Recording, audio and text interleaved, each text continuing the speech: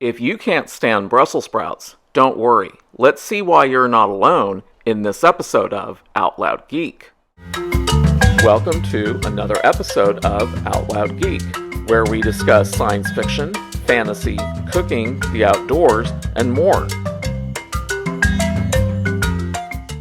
From the very first time that I ever experienced my first unfortunate encounter with Brussels sprouts, I immediately detested them, and I continue to detest them to this day.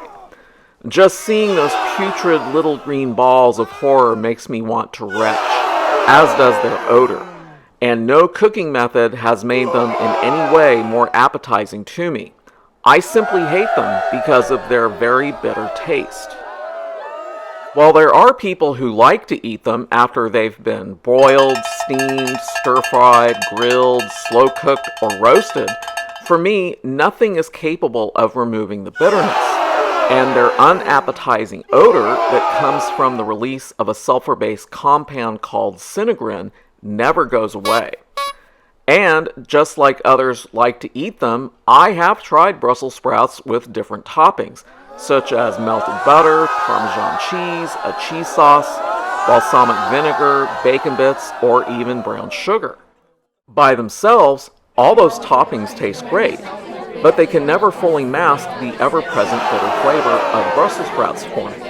And one thing that's always struck me as funny is whenever someone tells me how much they like Brussels sprouts, they never say that they like to eat them by themselves. They always have to include a tasty topping, which makes me wonder whether they're just enjoying the topping and not the actual bitter-tasting Brussels sprouts by themselves.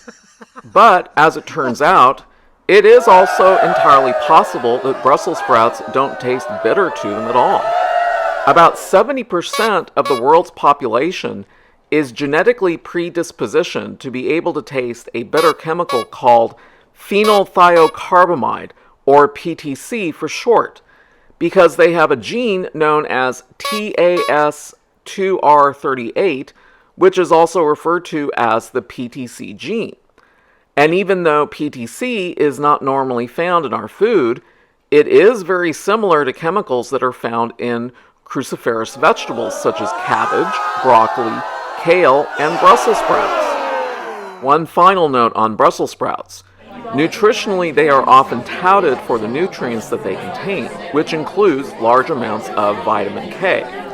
If you're not familiar with vitamin K, it acts as a blood clotting factor. So anyone who takes anticoagulants, such as doctor-prescribed warfarin, should be very careful as to how many Brussels sprouts that they consume, because vitamin K counteracts anticoagulants. So, if you like Brussels sprouts, please remember that the vast majority of people are genetically predispositioned not to. And some may be taking anticoagulants and shouldn't be eating them at all or in only very small amounts. Thank you for watching. If you enjoyed this video, please press the like button below. And if you'd like to see more of our videos in the future, please subscribe to our YouTube channel by clicking on the red subscribe button. And please feel free to leave a comment. Until next time, this is Out Loud Geek.